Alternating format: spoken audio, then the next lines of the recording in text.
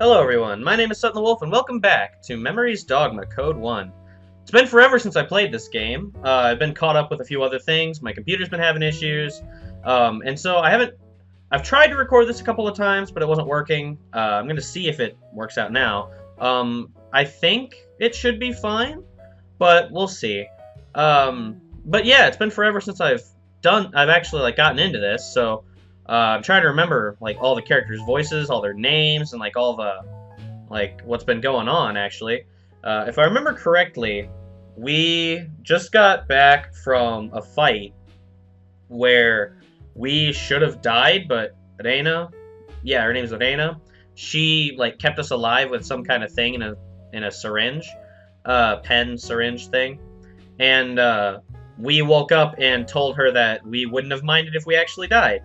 So that was dark, but now the police are wondering if we can help them out with some kind of investigation, and that's all I really remember right now. So we'll just get right into it, though. So forgive me if I have different voices or if I have issues maintaining those voices. I'm kind of in the mode of happy-go-lucky playthroughs that are all bubbly and energetic, and so now I have to kind of get back into the mindset of the slow, darker, solemn stuff. But I'm hoping it'll be alright, so let's get into it. Please, Kusahara-kun, won't you help us out? Ryusenji-san, Haruna, and Yonakura-san are all moving independently from the police to investigate the JCO. Ah, well, thank you for the update. Kinda needed that. They've got their own objectives, and they think we can be of use to them. So they're saying they're also willing to help us achieve our objectives. Seems fair. I look towards Dana and Kakadu. They both give me a small nod. I think it's better if we don't meet anymore. Those words keep swirling around in my head. That's right. I still haven't asked her what she meant by that. If I want to discover the truth, I'll need all the help I can get. Yeah, I mean, that's fair. Having the police on your side would help. Alright, let's work together. And thanks for the help. Of course. Thank you so much, Kushihara-kun. As expected of the man I met on the street, One-san here always believed you'd help us out. Okay, first off, where do you get off calling yourself One-san? Second of all, I don't think that a man on the street that you just randomly found would be expected to help out in your police official investigation. So, I don't know. Gonna doubt you a little bit on that one, Haruna. Officer Kanzaki sure is in a good mood. I'm grateful that you're all willing to help us. Really, thank you. As I thank them, Ryusenji-san starts to look more relaxed. Or not. Instead, his expression becomes even more stern.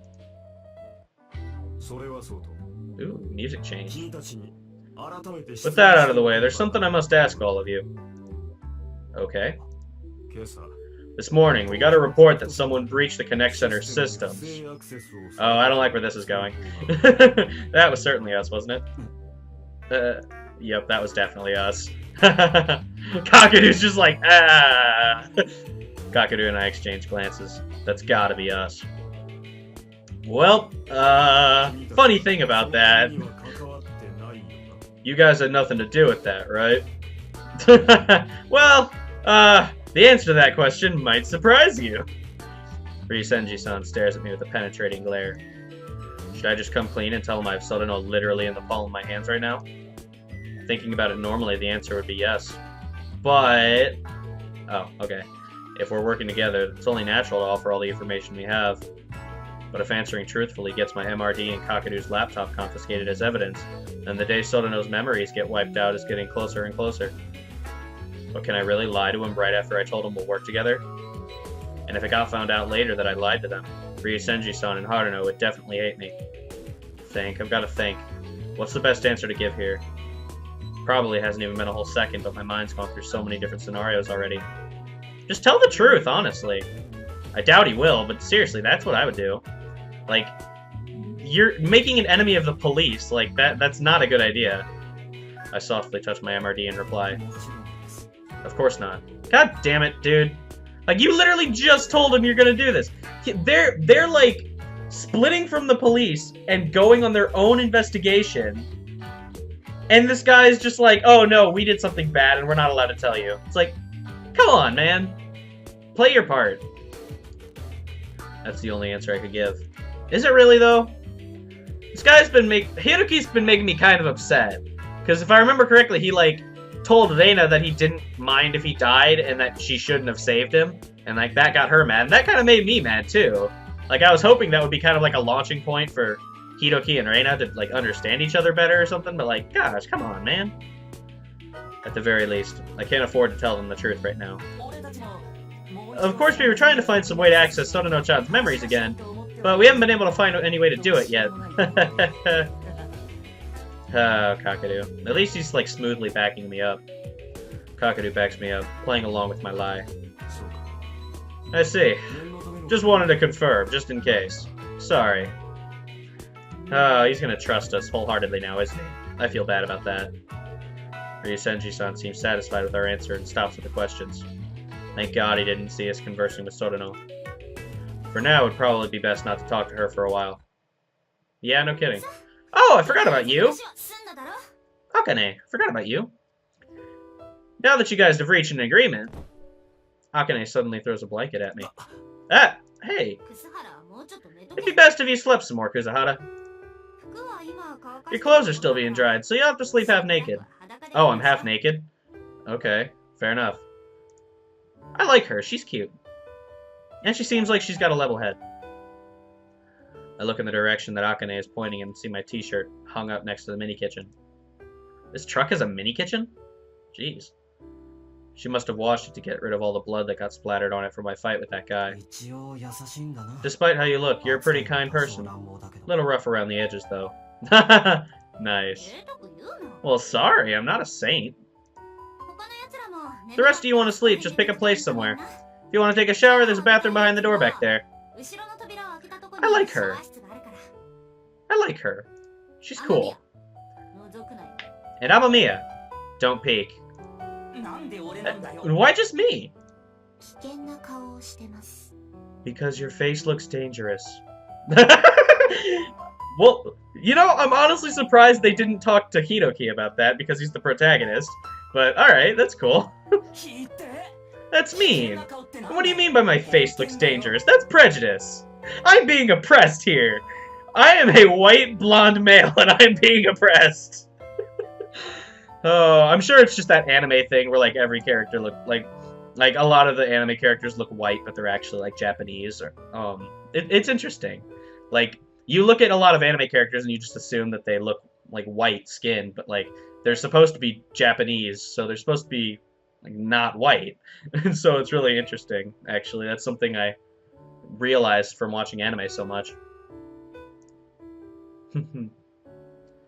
Everyone smiles a bit at Kakadu's plight. Even Reina, who's been so serious this whole time, has the faintest of smile. The faintest of smile.